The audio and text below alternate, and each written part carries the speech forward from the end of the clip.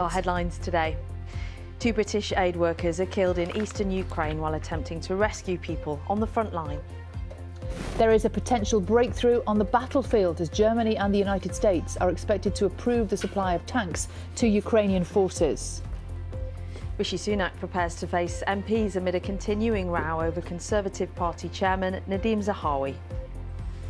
An historic moment for Amazon workers in the UK as they hold their first ever strike here in a dispute over pay. Hundreds of them will walk out.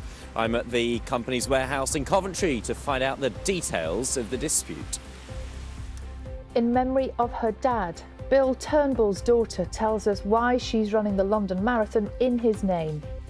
He was the real light of our lives, really, and he was the centre of our family. So losing him has been a huge, huge loss for us. But equally, I feel so incredibly lucky to have him. Good morning in sport. It's Advantage Newcastle as they close in on a first cup final in almost a quarter of a century as they beat Southampton in their League Cup semi-final first leg. Good morning. There's some frost and some fog across parts of the south this morning. It's going to be fairly cloudy today for England and Wales with some rain coming through. For Scotland and Northern Ireland, after a cloudy, wet start, it will brighten up with some sunshine and just a few showers. The firefighter who's currently in a critical condition after a fire at the former Jenner's department store in Edinburgh has been named as 38-year-old Barry Martin. He was taken to Edinburgh Royal Infirmary with serious injuries after the blaze on Monday. 4 other firefighters were also admitted. The investigation into the cause is ongoing. The first phase of preparation work to rebuild the Glasgow School of Art's fire-damaged Macintosh building has been completed. A fire in 2018 destroyed the iconic Grade A listed building as it neared the end of a £35 million restoration project after a previous blaze in 2014. More than 5,000 tonnes of material have been removed from the site to allow the second phase of the project to begin. Let's have a look at this morning's front pages, shall we? We're going to start with the Daily Mail today. Lots of the papers carrying stories about government borrowing. So the Mail saying there are reports that some Conservative MPs are arguing tax cuts are needed now to help balance the Treasury's books.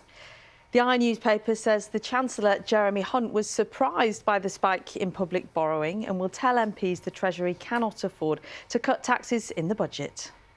The Times says the Office for Budget Responsibility told Mr Hunt it overestimated the prospects for medium-term growth in the economy last year and it intends to revise its forecasts down. The paper also features a brilliant picture of the British actor Bill Nighy, who's been nominated for an Oscar. That's quite a stance, isn't it? The Guardian this morning is focusing on Ukraine. It reports on Germany's expected announcement that it will send Leopard 2 tanks to help Ukrainian forces. It also features a photograph of Oscar nominee, the actress Michelle Yeoh, looking gorgeous. Then, as promised, the front pages, the FT reports on Germany's anticipated announcement that it is going to send tanks to Ukraine. The Guardian leads with that story, calling it a historic move. The Telegraph says the move would be a hammer blow for Russia. The Metro focuses on that IPPR report.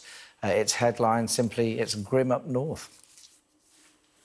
The Times looks at a warning that the UK's economic prospects have declined, leaving a multi-billion-pound hole ahead of the spring budget in March.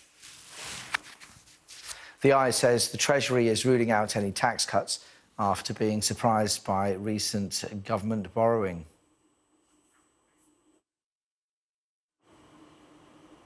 The Mail points to those new borrowing figures, saying it shows the need for growth. The Express, meanwhile, warns the Chancellor against any move to increase the pension age. The Mirror leads with mistakes made by the probation service after a review into the murder of Zara Alina, calling them deadly failings. The Star reports on alert about Chinese spies supposedly using everyday gadgets against us. And The Sun says a UK-filmed game show based on the Netflix hit Squid Game turned to real-life horror for contestants.